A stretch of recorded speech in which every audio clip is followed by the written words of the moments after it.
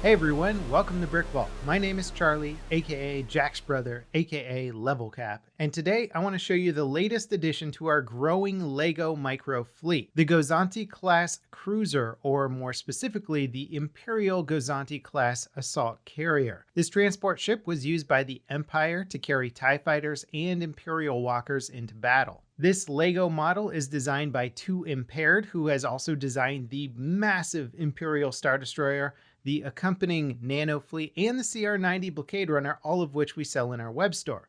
Speaking of which, if you want to buy instructions for this model, you can now do so at BrickVault.toys. When buying instructions from us, you get a step-by-step PDF guide on how to build the model and a parts file that can be uploaded to websites like Bricklink to acquire everything you need for building. We're one of the only web stores out there that builds all of these models in-house, stress tests them, and works with designers to improve the models before we sell the instructions. Buying from us helps support what we do here at BrickVault, and it also supports the talented builders who take the time to make these mocks available to everyone. All right, let's talk about this Gozanti. Built to 1:50 scale, this ship sizes perfectly with the rest of our micro fleet, and it's really just the beginning of our plans to add more ships to the Imperial arsenal. It can be outfitted with up to 4 TIE fighters and even 2 AT-ATs. Both the TIE fighters and AT-ATs can be detached and function perfectly on their own. In fact, these AT-ATs were recently featured in 2Impaired's Micro Hoth diorama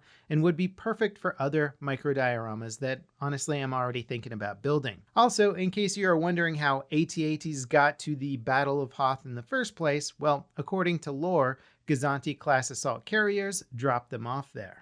Now, this entire LEGO model measures in at around 10.5 inches long or 27 centimeters, 5.5 inches wide or 14 centimeters, and about 2 3/4 inches tall or 7 centimeters when not carrying any ships. When it's on its tall stand, it sits about 7.5 inches tall or 19 centimeters. It comes with a solid stand for display, which can also be built lower if you are not carrying walkers. Something that I found out that's kind of cool is that it can actually rest on the backs of 2 AT-ATs. This might be useful if you were doing a diorama in which the Gozanti was actually dropping off AT-ATs.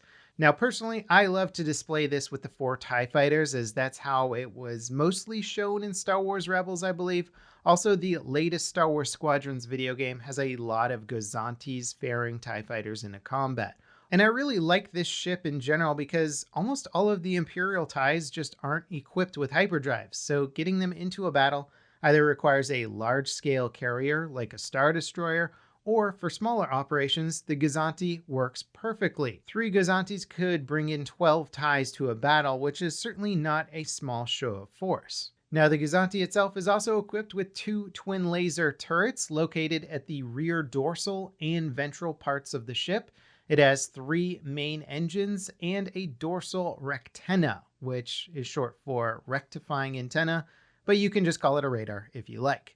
The turrets and radar can rotate around, but otherwise the functionality is mostly limited to attaching and detaching the TIEs and AT-ATs, much like the actual ship. Now, 2Impaired's build quality at this scale is really great. His studless techniques create a smooth ship surface even at small scales.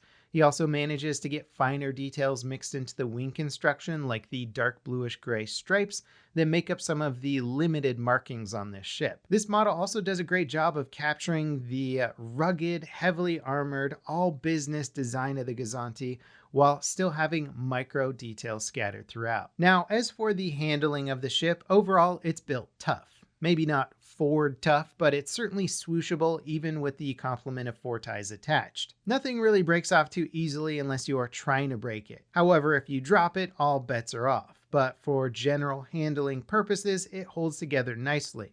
The weakest part is the radar dish on top. If you look at it wrong, it'll probably pop off. But basically, as long as you're not touching the radar dish, it shouldn't be an issue. Plus, it's super easy to put back on if it does come off. Now, when the AT-ATs are attached to the underside, you're not going to want to swoosh it unless you're planning on using those AT-ATs as bombs. The AT-ATs will stay attached fine for display, but when moving the ship, I would certainly recommend detaching them first. They're certainly great looking for doing a flyby diorama or just displaying the model, but for playing with this ship, you're probably going to want to have the ties on board. Now, personally, I love this LEGO model, and I also just love the concept of the Imperial Gozanti-class assault carrier.